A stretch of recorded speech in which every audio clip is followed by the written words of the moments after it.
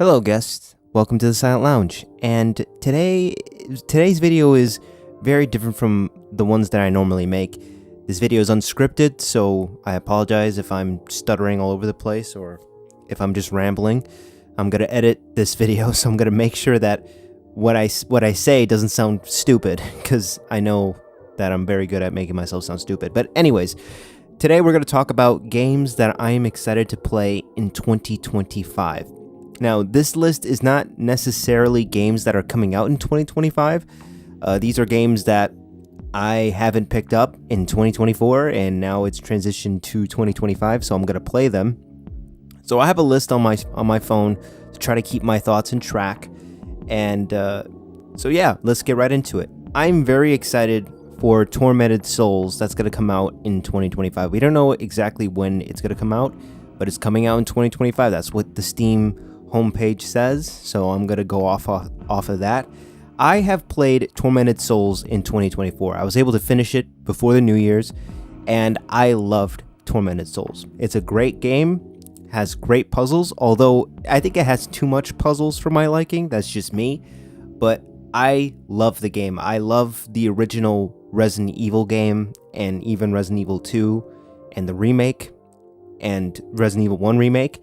I love those games, and I like that style of survival horror where it's just a lot of backtracking, puzzles. It's very old school. I really enjoyed my time with the first game, so now that I'm done with the first game, I am looking forward to covering it, the sequel, on the Silent Lounge channel. I want to make a review for Tormented Souls. I'm going to have to replay the game all over again, so that way I can have a fresh mind about it, because that's how my brain works. I need to replay something in order to have a fresh perspective. But I know going through it a second time is gonna make the process a lot more easier, and the Let's Play a lot faster, especially when I'm gathering footage for my review. So yeah, I'm very excited for that. Dying Light: The Beast. I am so excited for this game because Dying Light 2 just did not hit off. It didn't hit the right places that it needed to hit. Dying Light 2 it's a beautiful game. It's very expansive, open world, but it just didn't scratch that itch that I had with Dying Light 1. Dying Light 1 was awesome. I loved the parkour, I loved the open world, the different weapons that you can craft. I felt like Dying Light 2 felt like a step down, and it took so long for them to make that game that I feel like it was rushed and they didn't really give it enough attention and time. Of course, now it's a better game because they released a whole bunch of patches and updates and a lot of other content. I think they just put in guns now, because before it was just melee combat, but now they just added guns, which is really cool, and I have to get back to playing that. But Dying Light: The Beast takes place after the events of the first game, and it has the main protagonist of the first game. I don't want to spoil it for any of those who have not played the first game. Essentially, the first game was awesome in the fact that it actually had a very cool main protagonist. The second game didn't have a cool protagonist. I thought the protagonist in the sequel was very flat. There wasn't a lot of personality that the original game had. So I'm very excited that he's returning. The original actor is returning for Dying Light: The Beast. And everything that I've seen about this game just looks absolutely awesome. I'm very excited just to get to play this character again after, I believe it was like 7 years since I've last played Dying Light. Either way, I'm very excited. So this is a title that I know a lot of you guys probably have heard of by now. Some of you may not, but I'm actually cautiously optimistic for Killing Floor 3. Notice how I said cautiously optimistic rather than I'm excited, because I believe that this game has a lot of promise to it. However, there are a lot of red flags that I'm seeing that is making me a bit worried. I'm a big fan of Killing Floor and Killing Floor 2. Killing Floor just because of the Vanoss Gaming videos that he posted back in the day, and Killing Floor 2 because I remember picking that up for the PS4 and playing it with my friends, and it was such a fun time. It was a nice alternative to playing Black Ops Zombies, because that was something that I used to play a lot with my dad, And Killing Floor 2 was kind of like that, but a lot more bloody, gory, and it didn't have the Black Ops formula. It was a little bit unique, and they had a lot of weapons for you to play with, which I absolutely enjoyed. It was simple, it was fun, and it worked. I would compare it to Black Ops Zombies, but it's kind of a cool twist. So, Killing Floor 3 has a lot of promise to it. I remember seeing the teaser trailer for Killing Floor 3 with the Zed trailers, and they look horrifying. I'm so excited to get to face off with these things. I think the art team had a blast creating these monsters for you to go up against, and it just, oh my god, just look at this trailer for one of the Zeds. I think it's called the Cyst. Oh my god, this thing just looks absolutely ugly. I don't know if I can even show this on the channel, but it looks like an uncircumcised zombie, and it's just disgusting. And that's something that I've missed with a lot of these horror shooters. They don't have a lot of body horror or just gore. I believe that a lot of these zombies games just kind of copy and paste, and Killing Floor is a very distinct flavor where they're human but not really. So in this iteration of Killing Floor 3, they are just so far from human. It looks like machine mixed with flesh and mixed with zombie. I like it. I like the art direction that they're going with. But the problem is that they seem to be going this route of live service hero shooter, which a lot of people, myself including, don't like. I wish they would just stick to the Killing Floor formula, where it's just a horde shooter, it's co-op, yes, there's cosmetics, but keep it at that. We don't need specialists. People have been complaining to Tripwire that they don't want specialists, and Tripwire hasn't been listening to them. And that is a red flag to me, because if they are not listening to the fan base, then that means that they just don't care. And that is always a red flag with me, because you're pretty much just spitting in the face of your loyal fan base, the people that brought you to this point. And again, people have been literally shouting on the rooftops, we don't want specialists in this game. And if Tripwire didn't put specialists in the game, they would just come out and outright say, we don't have specialists.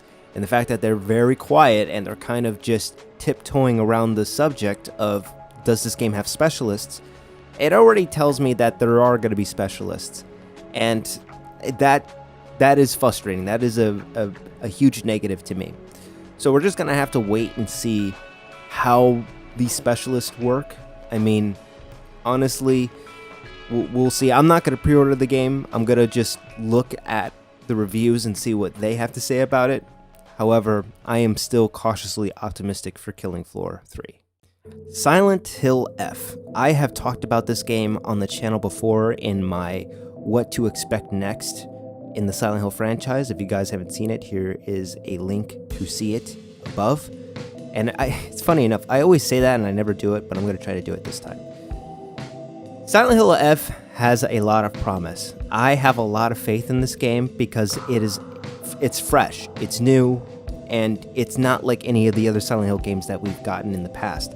This is strictly Japanese body horror, and it kind of reflects on the earlier games of Silent Hill 1 through 4, where it has a lot of Japanese culture injected in the horror style. It's not westernized like a lot of American horror games, and I really like that.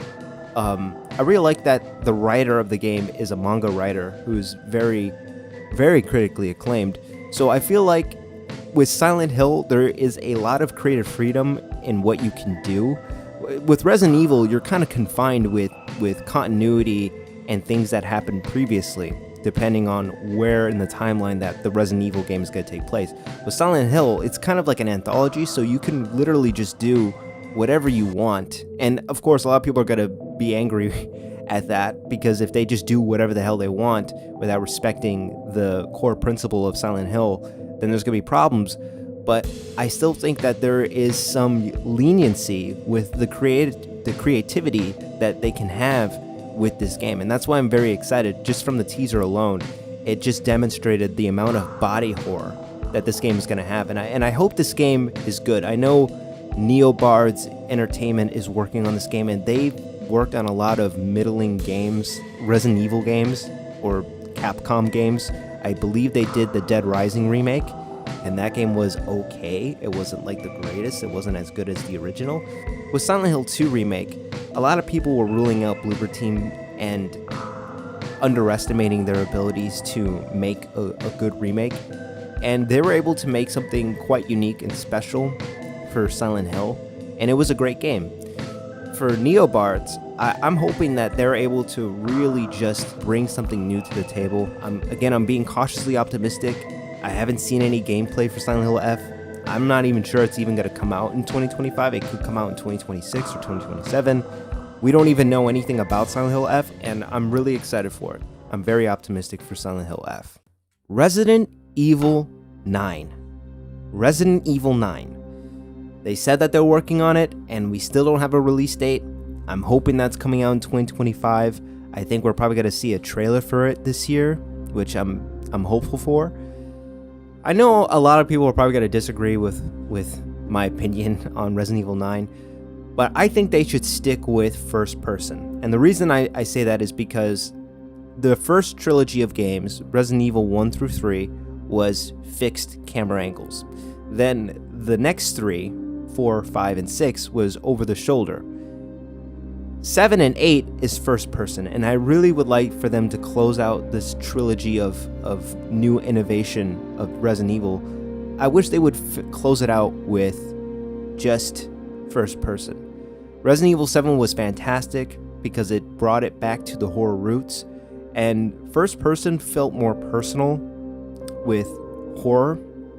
You felt more afraid because you felt like you were actually there. It was kind of like a simulation. I know a lot of people didn't like that change in camera angles to be first person because then it just feels like Call of Duty or Outlast or another generic first person horror game.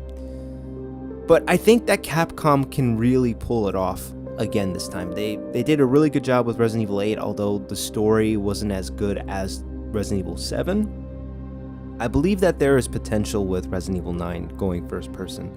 Unfortunately, Ethan, spoilers for those who haven't played Resident Evil 8, Ethan died in Resident Evil 8. So, and that's kind of where I wish they didn't do that, because then they could have at least, I wish they would have killed him off in Resident Evil 9 just to close out the first person shooter style of Resident Evil games, because it felt so personal to the character of Ethan, and I know a lot of people don't like that character because he seemed very one-dimensional. However, I still loved the first-person camera angle, and I hope that they bring it back for Resident Evil 9 and just keep the third person over the shoulder with the remakes. I don't think it's necessary for Resident Evil 9 just to go over the shoulder because, you know, Resident Evil 9 should be unique from the previous Resident Evil games. Capcom has been absolutely hitting it out of the park with the remakes and the new games, so I'm very, very excited to see Resident Evil 9, a trailer of it, or anything at this point. Hollow Body is a game that I picked up in 2024. I believe it was in December, but I haven't had a chance to play it. I want to play it as soon as I finish other games. I've heard nothing but good things about Hollow Body, and honestly, it's been making me want to play it more. I want to do a review on it. I want to cover it because I know nothing. I want to do a review on it. I want to cover it on this channel because it's a horror game. It's made by an indie developer, and I would like for this game to get as much exposure as possible, so that way we can support developers, small developers, to continue innovating and bringing small horror game titles. I know absolutely nothing about Hollow Body. I haven't seen gameplay. I haven't seen trailers.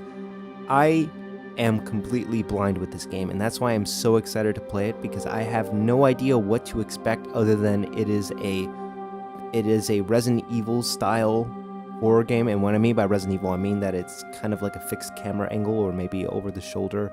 I'm not entirely sure. Again, I don't know anything about this game other than it's a horror game, so I'm very excited to see what Hollow Body brings to the table, so that way I can do a review and you guys will be able to see it. So now that I've discussed all the games that I'm excited for 2025, here are the games that I need to finish. So this is kind of like homework that I need to do, that I just want to get off my plate, so that way I can just have that in my completed pile. So Dead Space Remake is a game that I really need to finish. I bought it twice and I haven't finished it. I bought it on the PC and I bought it on my PS5. It was on sale on the PS5 and it was also on sale on PC. I haven't finished it, yet I finished Callisto Protocol. I know, I'm a bastard for doing that. You guys can comment how much you hate me in the comments section. Another game that I want to finish is Dying Light 2. I want to finish Dying Light 2 so that way I can be prepared for Dying Light the Beast. I feel like it's only right to do that because, again, it's just literally collecting dust, and I bought it for the PS5. I need to just hurry up, beat the game, so that way I can prep for Dying Light the Beast. So I'm very close to finishing Homecoming. I'm almost certain I have like maybe 1 or 2 hours left of that game. And when I finish that game, I'm going to write a review on it. I've been so busy with other projects that I've been doing, not just for this channel. I have another channel that I do content for, that I'm also trying to develop content. I've been extremely busy with the Silent Hill 2 theories video, and I've been so invested into that video that I decided to just expand it and make it about not just theories, but secrets as well. So it's going to be a very tender video, longer than usual, so keep on the lookout for that. But Homecoming, I need to finish that game. I want to finish it so bad, so that way I can just make the review, because so far I don't want to give away how I feel about Silent Hill Homecoming, but I promise you, when you guys see the review, it's gonna be quite possibly one of my best works on the channel. So yeah, let me know what you guys think about my list of games that I'm excited for. Please let me know in the comments below what games you guys are excited for in 2025. Let me know what games that I haven't mentioned on this list. I know this list is kind of short, but let me know. I honestly want to play more horror games in 2025. I want to really just expand my horizons with horror. I'm very excited to see what these games will be able to bring to the table. So yeah, let me know what you guys think of this video, and I'll see you guys in the next video, and I hope you guys enjoyed your stay at the Silent Lounge.